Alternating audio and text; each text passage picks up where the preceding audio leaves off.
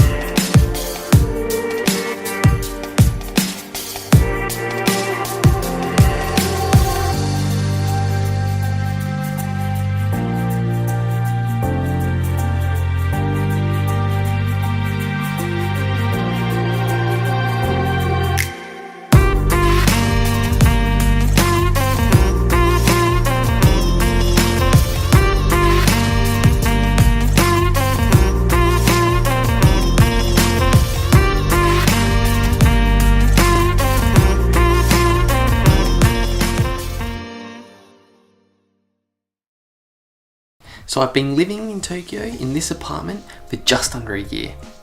But let's take a further look at exactly what 15 square meters in Tokyo has to offer. First up, we have the Genkan or entrance area. It's a nice, small space with just enough room to take your shoes on or off and has a convenient umbrella rack behind the front door. This apartment is completely keyless with an auto-locking system, allowing me to enter and exit with the press of a button, but also has the added locks for extra security. To the side, we have some storage. I use the bottom space for all of my shoes, the vacuum cleaner, and some other small items. Moving up to the middle cupboard, I use this as my pantry, and most importantly, that's where you'll find the Vegemite. And finally, up the top there's a little bit more space, so I leave my rice cooker there when it's not in use.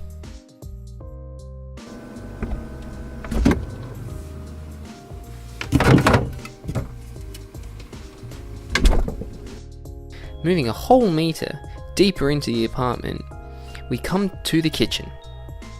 As you can see, I have a medium-sized fridge with the microwave sitting on top and a small bin down below for any food scraps.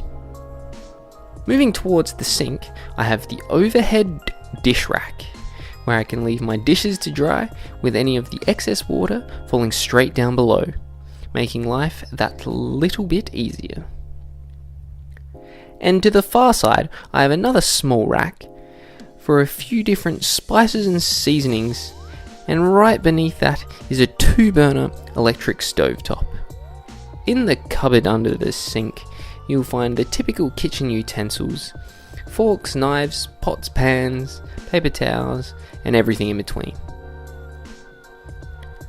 Lastly is this floor mat, which provides cushion and relief when standing in the kitchen for long periods of time. One of the downsides to this apartment is that there is no separate sink, so I have to brush my teeth here right in the kitchen. Took a while, but once I got used to it, it hasn't been such a big deal.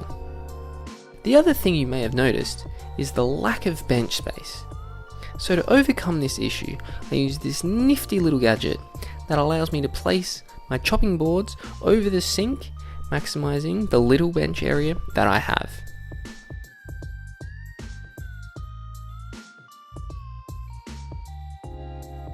As we head further into the apartment, we reach the main living area. I have a coffee table where I do most of my eating and working, a nice little log-shaped seat for when I don't want to sit on the floor, and over to the far wall is my TV and my guitars. That then leads up to the loft, but we'll cover that in a moment. And beneath the stairs is the built-in wardrobe, which has enough space for all my clothes and other random goodies. On the other side of the room, leading to the small balcony, I have the important 3-tiered rubbish bin for general waste, cans and glass bottles, and at the bottom, plastic bottles. outside on the balcony, I laid down some fake grass tiles to try and add some greenery into the apartment. There's a nice little view, and most importantly, lets in a lot of sunlight. On the wall leading to the bathroom, you'll find the hot water control panel and the intercom to see who's at the door when the bell rings.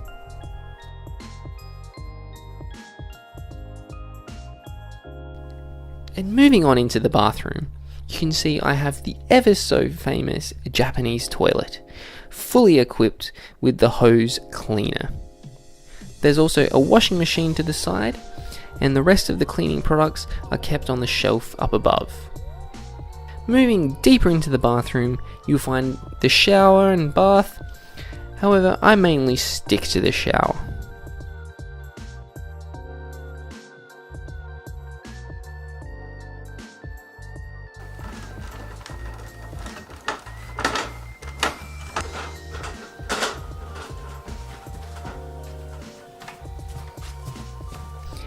And now, the final area in this apartment is the loft. While it's not the most spacious area, there is enough space for my bedding and a side table where I keep a few books and can charge my phone. The best part about having a loft in such a small apartment like this is that it separates the sleeping area with the living space down below. Well, there you have it, and that just about concludes my Tokyo apartment tour. So you're probably wondering, how much does a place just like this set you back in the middle of Tokyo? This 15 square meter apartment was built in 2018, so it's a fairly new place. And it's about 10 minutes away from the nearest train station, which for me sets me back around Hachiman yen or $800 a month. Personally, it's a little bit pricey for the size, but that is the price you gotta pay if you want to live in the streets of Tokyo. Anyway, that's it from me today, and I'll see you in the next one. Bye guys.